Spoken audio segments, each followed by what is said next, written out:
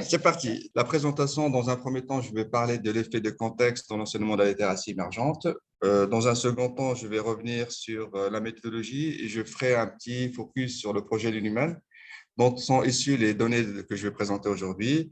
Après, d'une manière classique, je vais présenter les résultats, la discussion et la conclusion de cette communication. Donc, sur le premier point concernant les effets de contexte dans l'enseignement de la littératie émergente, donc il y a les recherches dans le domaine de l'éducation depuis une quarantaine d'années produisent des résultats qui sont identiques en insistant sur le fait que les classes produisent des différences dans les acquisitions des élèves et les progressions des élèves varient en fonction de la classe dans laquelle les élèves sont scolarisés. Donc, l'estimation de cet effet classe est alentour de 7% pour ce qui est l'apprentissage de la langue maternelle et environ de 11% pour l'apprentissage des mathématiques. Donc, l'étude qui fait référence, c'est la méta-analyse de Ney et al. En 2004, donc qui est essentiellement sur des études anglo-saxonnes, mais dans le monde francophone, on a de plus en plus d'études sur cet effet classe. En France, par exemple, on a estimé l'effet classe à 10% pour les apprentissages en français. Et ce qui est important, c'est qu'on a un effet en France, un effet pour les mathématiques qui peut aller jusqu'à 18%, voire 20% pour un certain nombre d'études. C'était le travail de Pascal Brissot. Les recherches montrent également que l'effet classe est beaucoup plus important dans les écoles de bas niveau socio-économique. Donc, d'où l'importance d'avoir des enseignements expérimentés dans des zones où il y a des bas niveaux socio-économiques. Je reviendrai un peu plus tard sur ces questions-là. Donc, les travaux montrent aussi que l'ensemble de l'effet classe ne peut pas être assimilé à un effet maître, l'effet maître ou l'effet enseignant. Donc, l'effet enseignant qui est imbriqué dans l'effet classe, parce que tout ce qui se déroule dans la classe, tout ce qui est relatif à la classe n'est pas de la responsabilité uniquement de l'enseignant. Donc, par exemple, on a des variables, des caractéristiques morphologiques de la classe. Ça peut être la taille de la classe, l'effectif, combien d'élèves dans la classe, le nombre de niveaux d'enseignement. En France, je ne sais pas comment ça se passe au Québec, mais en France, on peut avoir un enseignant avec 2 niveaux scolaires, voire 3. Et dans des zones rurales, on a des classes multiples avec 5 niveaux. Donc, ce qui demande une gymnastique assez intellectuelle, assez importante pour les enseignants. Il y a aussi les caractéristiques structurales pour des publics accueillis. La tonalité sociale, c'est une variable qui renvoie au pourcentage d'élèves de milieux sociaux favorisés, défavorisés. Quelle est la coloration sociale de la classe? Quelle est l'hétérogénéité des niveaux? Donc, ce sont des variables qui sont importantes. Mais ce qui est important de souligner, c'est que les travaux montrent que ces variables morphologiques et structurales ont un impact très, très faible quand même sur la progression des élèves. Donc ça, c'est les travaux aussi de Muich, je ne sais pas comment prononcer, Al en 2014, qui est aussi une méta-analyse. En fait, la véritable progression, tient essentiellement à ce qui est nommé l'effet maître, ce qui est l'enseignant, ce qu'il fait dans la classe. Donc, c'est un certain nombre de variables comme le sexe de l'enseignant, son âge, son ancienneté, sa formation, qui peuvent avoir un impact sur la progression des élèves. Et là encore, la recherche montre que ces variables-là ont un impact qui est quand même relativement modéré. Par exemple, je prends une variable, ça fait écho à quelques présentations de ce matin, l'ancienneté de l'enseignant, par exemple. L'ancienneté de l'enseignant, on montre qu'au bout de 5 ans, jusqu'à 5 ans, ça a un effet, mais ça se stabilise après entre 5 et 10 ans pour n'avoir aucun effet quand on a l'expérience, l'enseignant a une expérience de plus de 5 ans. Il y a aussi les variables qui nous intéressent particulièrement, ce sont plutôt les variables liées aux pratiques professionnelles, à ce que l'enseignant met en place dans sa classe, met en œuvre dans sa classe. Et c'est ça qui explique plus l'effet classe, ce sont les pratiques enseignantes, les pratiques pédagogiques et didactiques de l'enseignant. Donc, ce sont ces pratiques pédagogiques et didactiques qui expliquent la progression des élèves d'une classe à une autre et qui peuvent avoir un vecteur important dans l'explication des inégalités de réussite entre les élèves. Donc, comment expliquer l'effet enseignant? Je pense qu'il y a une recherche que vous connaissez tous, la synthèse de Hattie, qui a fait un travail sur la synthèse de 800 méta-analyses sur l'efficacité de l'enseignant, qui sont les variables qui sont relatives à l'efficacité de l'enseignant. Donc, on peut avoir une critique par rapport au travail méta-analyse, ce n'est pas la perfection, parce qu'il y en a des aspects aussi qu'on ne met pas en valeur avec des travaux qualitatifs ou d'autres travaux plus compréhensibles, mais les méta-analyses, ça permet d'identifier quelles sont les variables qui peuvent avoir des tailles d'effet importantes sur la progression des élèves. Et donc, ce travail de Hattie a montré un certain nombre de variables. La liste n'est pas exhaustive ici. L'importance des rétroactions, la clarté de l'enseignant, la relation enseignant-élève, l'apprentissage, le recours à des apprentissages coopératifs. Est-ce qu'on peut se dire, par exemple, le jeu ce matin, on a entendu pas mal d'interventions, est-ce que ça rentre aussi dans cet aspect de jeu coopératif et la gestion de la classe?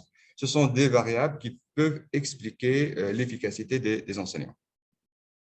Donc, après cette première partie de présentation sur l'effet classe, je vais faire un détour pour vous donner un aperçu pour ceux qui ne connaissent pas le système éducatif français préscolaire et vous expliquer pourquoi on s'intéresse à cet effet classe à ce niveau niveau scolaire où d'habitude on ne s'intéresse pas à cet effet. Donc, le système éducatif français est principalement composé d'écoles publiques. On est à 88% d'écoles publiques. Les enseignants sont des fonctionnaires qui sont recrutés et payés par l'État. Ce qui caractérise le système éducatif français comparativement à d'autres, notamment dans le pays européen, c'est que depuis 2019, on a l'instruction qui est devenue obligatoire à partir de 3 ans. Donc, tous les élèves de 3 ans ont l'obligation d'être dans des écoles maternelles. Et pendant ces 3 ans, donc les 3 ans de 3 à l'âge de 6 ans, l'objectif, c'est de le socialiser et de le faire entrer dans les premiers apprentissages. En France aussi, comme pas mal d'autres pays européens, aussi au Québec, on s'intéresse aussi aux pratiques développementales, scolarisantes, socialisantes. Donc, il y a un débat aussi sur le rôle et les fonctions de l'école maternelle. Donc, l'école maternelle est dotée de programmes qui renvoient à 5 domaines. Donc, le langage, les activités physiques, les activités artistiques, la structuration de la pensée, c'est ce qui est relatif plutôt à la numération, les apprentissages mathématiques précoces, et l'exploration du monde qui renvoie plutôt à des découvertes des concepts scientifiques. Donc, lorsqu'on compare l'école maternelle française à d'autres pays européens, pays de l'OCDE plus globalement, il y a quelques différences.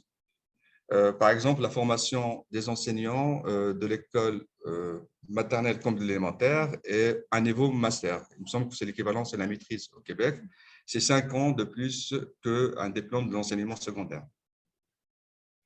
Un taux d'encadrement vraiment relativement très faible en France. On a un enseignant pour 25 élèves. Je ne sais pas quel est le taux au Québec au niveau du préscolaire, ce qui est une moyenne très, très élevée par rapport aux autres pays européens. Et la France est caractérisée par une césure entre l'accueil des 0-3 ans et l'accueil des 3-6 ans. Dans les autres pays européens, on a une continuité généralement entre les 0-6 ans. Et le fait de mettre la scolarité obligatoire à 3 ans, ça augmente encore ces césures, alors qu'il y a aussi un débat sur est-ce qu'on est plutôt sur la continuité ou sur la césure.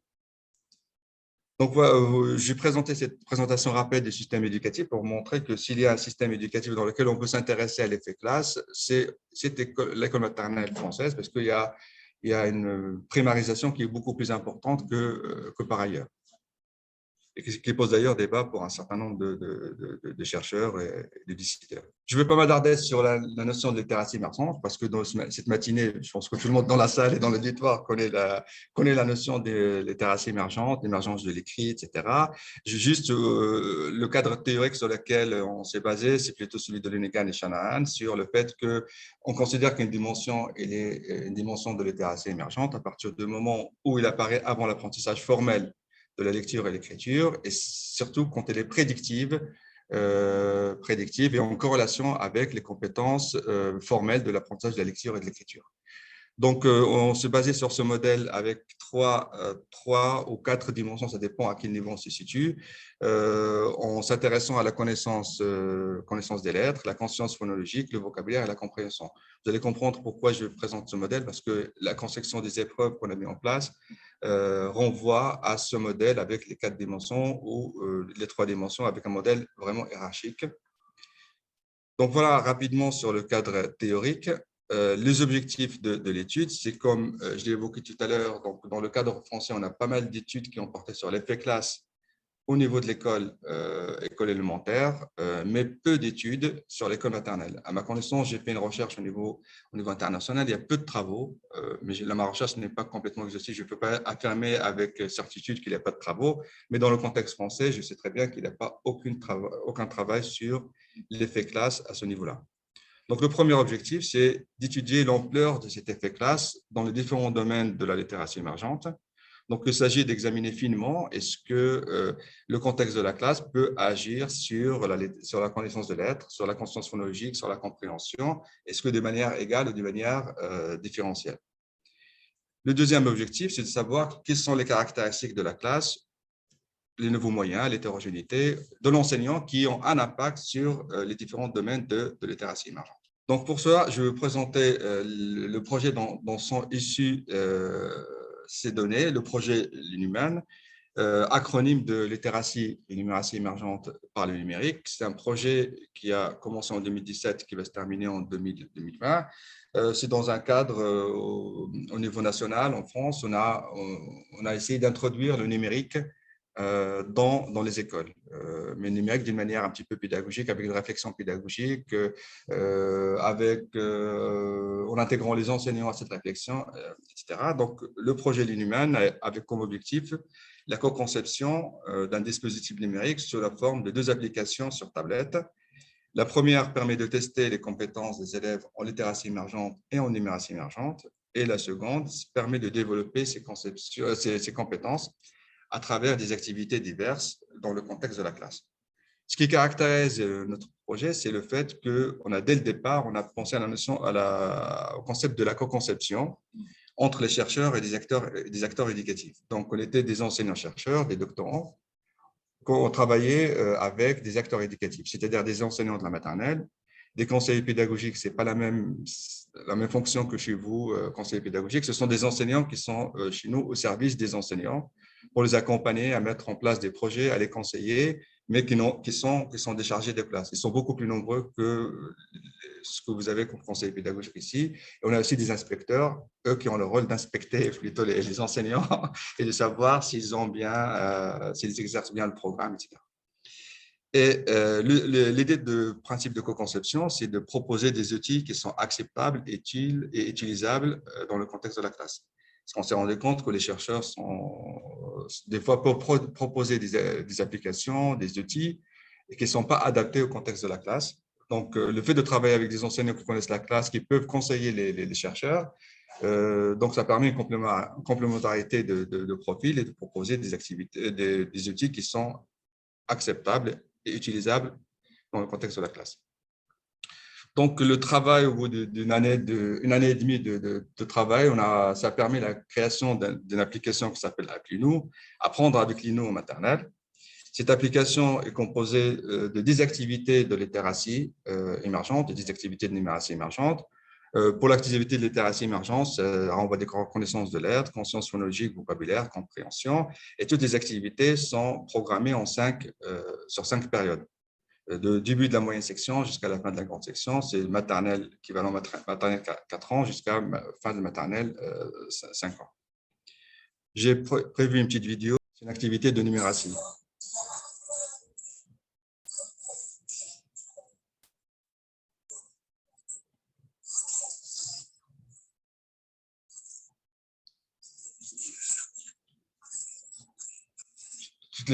Toutes les activités de littératie et numératie, il y a une activité d'amorçage. On a essayé d'introduire aussi des fonctionnalités comme la valider, réécouter la consigne, etc. Il y a une petite mascotte qui donne du feedback, un feedback évaluatif dans un premier temps. Après, elle va faire un étayage, etc. Donc, c'est un certain nombre de fonctionnalités ou de qualités pédagogiques qui permettent un meilleur apprentissage pour les élèves. Donc, voilà juste un aperçu d'une activité. Donc, après cette phase de co-conception, on est passé à une phase d'expérimentation selon une méthodologie expérimentale et longitudinale en comparant un groupe expérimental à un groupe contrôle. Donc, l'étude a commencé en 2018-2019. Donc, en début de la moyenne section, donc c'est l'équivalent de maternelle 4 ans, on a évalué les élèves en compétences en littératie émergente, en numératie émergente, dans d'autres domaines. Les élèves, ils ont suivi l'application pendant 10 semaines. Ils étaient évalués en fin d'année de la 2018-2019. Donc, c'est ces données-là que je vais présenter aujourd'hui. Ensuite, la deuxième année, année 2019-2020, donc il y avait 15 semaines de pratique de l'application Appli-nous. Et ensuite, on était censé les évaluer en fin de grande section. Vous savez très bien, il y avait une saloperie mondiale qui a circulé, qui s'appelle la Covid. Donc, on n'a pas pu les évaluer en fin de grande section. Mais ce qui a sauvé notre projet, c'est que on a pu récupérer les évaluations en début de la 2020-2021 en début de CP. C'est la première année de l'école primaire élémentaire en France. Tous les élèves de France passent des évaluations nationales en français et en français et en mathématiques. Et il se trouve que les applications, ces évaluations sont dans la continuité de ce que nous, on avait construit. C'est plutôt nous qui avons construit les épreuves dans la continuité de ces évaluations nationales. Donc, ça a permis de sauver notre projet. Il y a plusieurs projets qui relèvent dans ce cadre des projets, ce qu'on appelle les projets EFRIN, dont fait partie du projet Lumen, ils étaient beaucoup impactés par la crise de la Covid. Je pense que c'est le cas aussi partout. On a entendu aujourd'hui sur les projets de thèse, etc. Donc, juste pour vous donner un aperçu des données qui ont été dans le projet, on a évalué des données, on a collecté des données auprès des élèves, auprès des enseignants, auprès des parents, mais aussi des traces informatiques, des traces qui sont laissées par les élèves sur les applications pour les analyser, ça en collaboration avec des collègues en informatique qui travaillent sur ces aspects-là. On avait aussi comme ambition de faire des observations écologiques dans la classe avec des outils Annie, tu connais très bien, la classe ou d'autres outils pour évaluer, observer écologiquement ce qui se fait dans la classe. Malheureusement, ça n'a pas pu être réalisé à cause de la crise. Donc, maintenant, pour présenter avant de présenter les résultats d'inscription d'échantillons, donc on a travaillé sur 695 élèves de maternelle, âgés en moyenne de 4,4 années au début de l'expérimentation. Donc, on a calculé un indice socio-économique de la famille en agrégeant le niveau d'éducation des pères de la mère, la profession des deux parents et revenu du ménage. Concernant les enseignants, on avait 63 enseignants de maternelle. Vous remarquez que majoritairement, c'est des femmes. C'est une forte féminisation de l'enseignement, comme je pense ici au Canada aussi, l'enseignement préscolaire. C'est un phénomène, en Europe, c'est pratiquement les mêmes proportions. Et la moyenne d'années d'expérience des enseignants est de 22,13 années. 17 classes font partie de ce qu'on appelle en France des REP, ces réseaux d'éducation prioritaire. Ce sont des écoles qui ont des difficultés, qui ont un faible score dans les évaluations nationales, par exemple de CP. Ça, c'est corrélé aussi avec des difficultés sociales et économiques. Et donc, ils sont dans ce réseau-là et ils bénéficient de moyens financiers supplémentaires et de moyens humains aussi supplémentaires pour… on a environ 20%, par exemple, d'écoles. Donc, dans notre échantillon, on avait une surestimation, une surreprésentativité des écoles en REP. Pour les mesures, on a construit des tests pour mesurer la littératie émergente, des épreuves qui renvoient à la connaissance de l'écrit, des lettres, vocabulaire, la compréhension, conscience phonologique. Donc, vous voyez là le tableau, ça renvoie les qualités psychométriques des différentes épreuves. Donc, ces épreuves, c'est un test progressif qui permet d'évaluer les élèves du début de la moyenne section jusqu'à la fin de la grande section sur 2 années.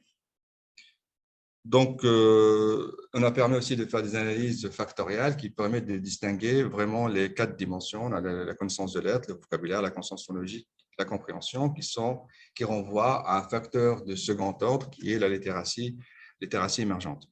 Donc, de nos modèles que je vous ai présentés tout à l'heure, qui nous a servi de base pour construire ces épreuves. Donc, on est en train de continuer à développer ces épreuves de littératie et d'inumératie émergente et de le mettre sous forme un test sous forme d'application éducative, sous forme de tablette.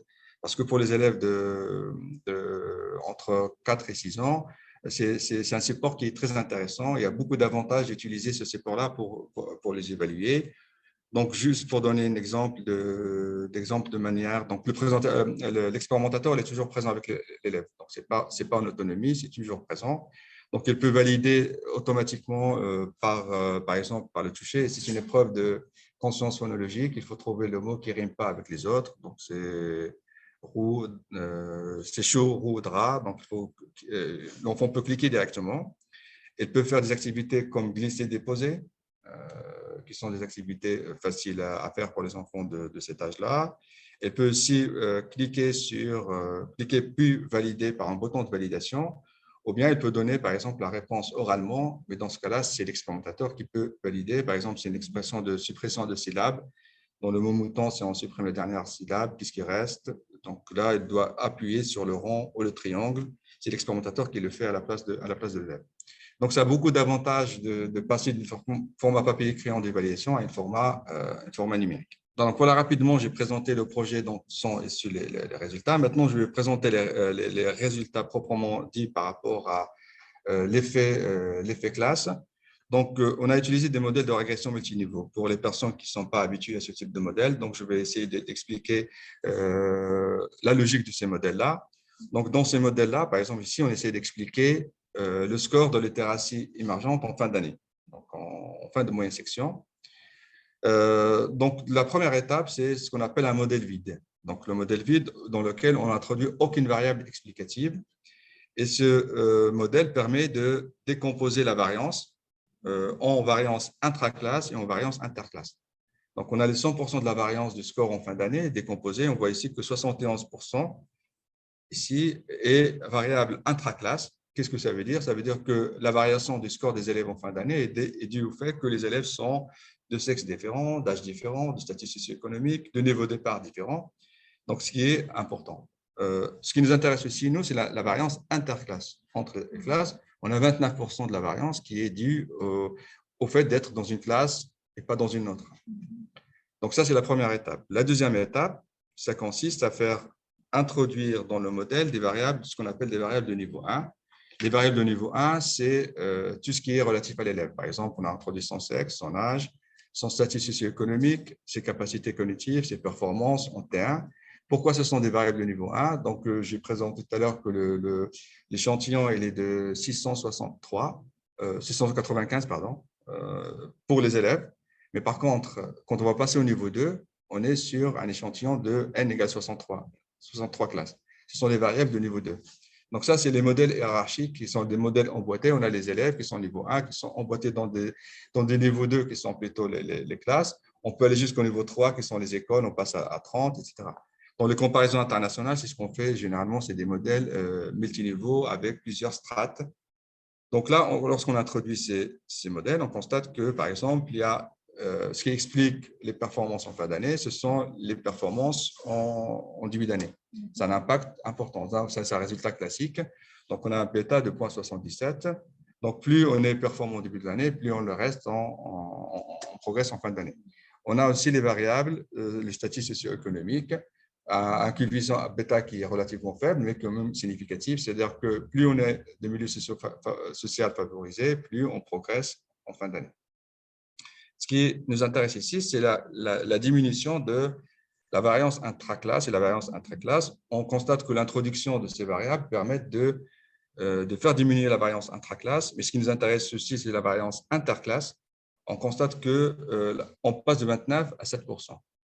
Donc, les variables que j'ai introduites font baisser et c'est ces 7% qui correspondent à l'effet classe.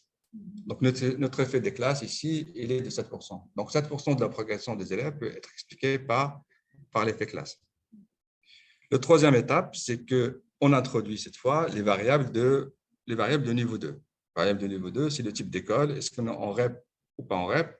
Pour les variables de niveau 2, tous les élèves de la même classe, ils ont les mêmes scores. On introduit la moyenne de la classe en début d'année, donc la moyenne générale de la classe. L'écart type, c'est l'hétérogénéité de la classe. On introduit aussi la moyenne de statut socio-économique, l'écart type, l'hétérogénéité sociale. On introduit l'effectif de la classe, combien d'élèves dans la classe, et on introduit l'ancienneté de l'enseignant. Là, on constate qu'aucune de ces variables n'a un effet significatif au niveau de la maternelle. Dans les travaux, par exemple, en France, lorsqu'on s'intéresse à des niveaux plus élevés, au niveau du primaire, des niveaux élémentaires, on trouve des effets significatifs de ces variables-là. Donc là, il n'y a aucune variable qui est significative, ce qui est un résultat. On n'a pas d'éléments de comparaison, mais peut-être que ces variables-là n'ont pas d'effet. Et on constate que l'effet classe passe de 7% à 6%. Donc, on explique, avec toutes ces variables-là, on n'explique que 1% de la variance de l'effet classe. Donc, c'est-à-dire que les 6% qui restent, ce sont les pratiques enseignantes, c'est ce que les enseignants mettent en place, c'est la gestion de la classe, c'est tout l'ensemble de variables que, malheureusement, on n'a pas pu mesurer, qu'on a essayé au départ, mais qu'on n'a pas pu le faire. Donc, on a fait la même chose pour chaque sous-domaine de littératie émergente. Et on constate que lorsqu'on fait pour chaque niveau, il y a une fluctuation. Par exemple, on trouve 5% d'effet classe pour le vocabulaire, 6 pour la compréhension, 7 pour la connaissance des lettres et 8 pour la conscience phonologique. Je vais revenir un petit peu sur l'interprétation de ce résultat qui est pour nous un résultat important et majeur, de voir qu'il y a une fluctuation en fonction de ce domaine. On a trouvé des résultats proches, ce que ma collègue Annette Jarlegon avait fait en 2016 sur une recherche qui s'appelle « Lire et écrire au niveau du CP ». Elle trouve 7,2 pour le code, 5,6 pour la compréhension autonome, compréhension de texte 4,42 et 11 pour l'écriture. Donc, je reviendrai sur l'interprétation de ça. Un autre point résultat qui nous a intéressé, c'est de savoir si les classes efficaces dans un domaine l'étaient aussi dans un autre. Donc, on s'est intéressé, par exemple, au rang des classes dans les différentes épreuves. Donc, est-ce que la première classe, deuxième classe par rapport à la compréhension, est-ce que c'est la même chose que par rapport au vocabulaire, par rapport à la conscience phonologique? C'est le classement des 63 classes. On constate en T1 qu'à l'exception de la connaissance des lettres, toutes les autres variables sont corrélées très fortement. C'est-à-dire quand une classe est efficace en compréhension, elle est aussi en conscience phonologique, en vocabulaire. On constate qu'en T2, ça s'accentue et toutes les corrélations deviennent importantes. Lorsqu'on a été efficace dans le domaine, on le reste aussi. Et la ligne verte, c'est la corrélation entre T1 et T2. À l'exception de la connaissance des lettres où la corrélation est vraiment faible, toutes les autres corrélations sont fortes. C'est-à-dire lorsqu'une classe est efficace dans un domaine, elle est dans l'autre domaine, il y a une stabilité temporelle. Donc, en termes de discussion, il me reste peu de temps. En termes de discussion, donc, premier résultat, c'est l'importance de la variance intraclasse par rapport à la variance interclasse. C'est un résultat qu'on a observé dans d'autres domaines, c'est-à-dire que ce qui se passe dans la classe, c'est important, mais aussi il y a une variance qui vient en dehors de la classe et qui est quand même assez importante. Le deuxième point, c'est qu'on trouve aussi pour la maternelle que les caractéristiques structurelles morphologiques des classes exercent peu d'effet sur l'explication de cet effet classe. L'effet classe est de 7%. C'est pratiquement identique à ce qu'on trouve dans les autres études, mais légèrement un peu plus faible que ce qu'on trouve au niveau du primaire. Et pour nous, le résultat le plus important, c'est celui-là pour cette étude, c'est de trouver qu'il y a une fluctuation en fonction des domaines. L'effet classe est plus important pour la connaissance des lettres et conscience phonologique que pour les deux autres domaines. Donc ça, c'est un résultat pour nous important.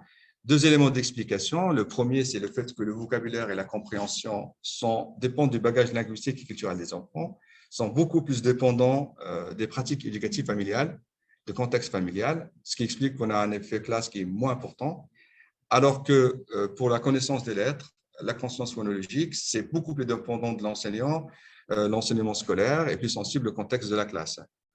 Pour enseigner la conscience phonologique, il faut être enseignant, il faut avoir un bagage pédagogique et didactique plus important que enseigner des vocabulaires pour les élèves. Donc, c'est un élément d'explication, une piste d'explication que nous allons creuser. En termes de conclusion, en guise de conclusion, donc, j'ai montré rapidement que les classes efficaces dans un domaine le sont aussi dans un autre domaine. Ce que je n'ai pas pu faire pour cette présentation, manque de temps pour analyser les données, parce que c'est encore frais, c'est voir la question de l'équité. Parce que là, c'est l'efficacité, c'est une chose, mais la question de l'équité, est-ce que les écoles, les classes efficaces, est-ce que ce sont aussi les classes qui sont équitables, qui font progresser tous les élèves, diminuer les écarts entre les élèves? Est-ce que les élèves qui étaient moins bons au début de l'année le sont encore moins, ou bien ils sont progressés? Donc, ça, c'est une question importante d'un point de vue éthique éthique et scientifique. Et vers l'explication de l'effet-maître, parce que là, il faut introduire des mesures observationnelles dans les classes, des observations écologiques pour essayer d'expliquer cet effet-maître qui est de 7%.